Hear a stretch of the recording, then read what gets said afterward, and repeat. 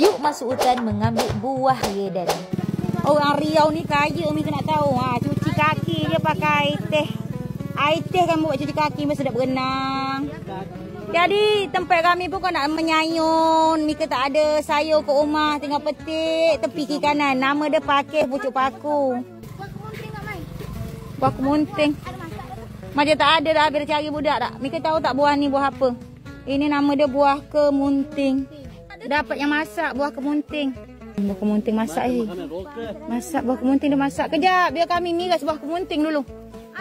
Ada. Singkat cerita, yang punya tanah, yang punya rumah, yang punya pokok redan ni ngasih Kak Mai pisau. Dia suruh masuk ke kebun belakang rumah dia. Di situ banyak pokok redan. Apa nama kampung ni? Nyatoh. Nyatoh. Hari ni kami ke Nyatoh, Pulau Merbau. Rumah kakak berdua ni. Kami nak mencari buah apa? Buah redan mati, buah redan. Buah. Ini pondok apa ni? Mak Serau. Dia kemarin tu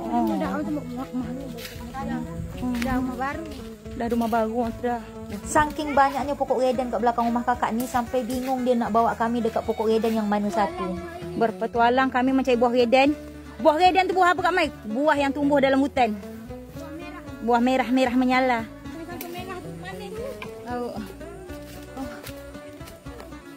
Nyala laju Kak, hilang kami kan.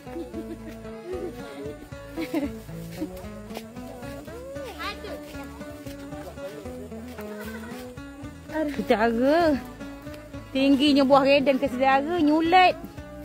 Siapa manjat saudara? Yang rendah dia. Tu. Berapa orang Kak Mai pergi Kak Mai? Sekitar 30 orang. Campur bengak, mati jatuh aku. Jadi buah redan tu dia tumbuh dia dalam hutan. Tak ada tanam, dia tumbuh-tumbuh. Setelah kami memilih pokok redan mana yang nak kami ambil, kami putuskan pokok redan yang pokok dia tak besar tapi buah dia besar. Tu kami ngambil buah redan pakai tutup. Wih, nyangkut. Tak apa dah. Shisho.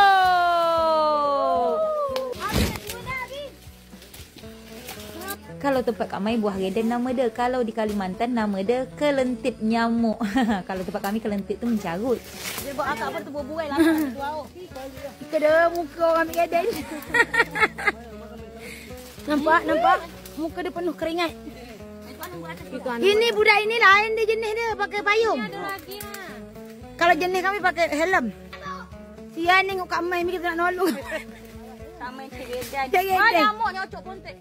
Aduh, ya pergi. Kita tak boleh jangan lupa lain. Bombing. Saring dia. Kita saring ni.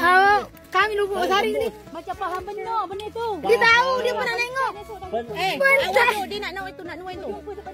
Awas kepala. Setelah itu kami pun lanjut balik. Memang bertuahan Cimpering mumpun nak pergi Sultan Tok Dinding. Kakak ni memang baik. Dia tu dia ngajak kami singgah rumah dia minum es. Ya dan kami. Macam mana Kak Iten? Orang Perawang dia nak bawa balik Perawang, nak jual kat Perawang. Tak ada buah sematu, tak ada. Buah pun tak ada. Buah hati yang ada, buah hati.